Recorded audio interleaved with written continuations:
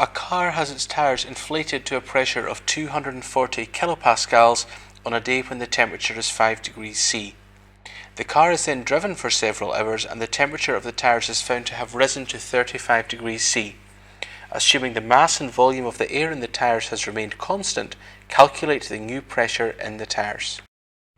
So let's start by writing down what we know, and remember that every time you find a temperature in degrees C, you have to convert that into the Kelvin scale. So 5 degrees C becomes 278 degrees Kelvin.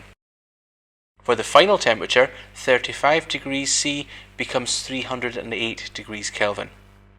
We know that the initial pressure is 240 kilopascals, but we don't know the final pressure. That's what we're going to work out. We'll use the relationship P1 divided by T1 is equal to P2 divided by T2. Now we need to rearrange this a little bit to make P2 the subject of the equation. And when we do that, we find that P2 is equal to P1 times T2 all divided by T1. Now we can substitute in the values that we know. So P1 was 240 kilopascals and T2 was 308 degrees Kelvin. We calculated T1 on the Kelvin scale to be 278 Kelvin.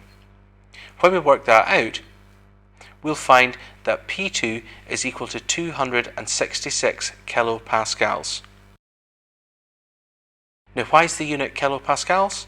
Well, if you look back at the start, we were given our initial pressure in kilopascals and we stayed in kilopascals during the calculation. So our final answer will also be in kilopascals.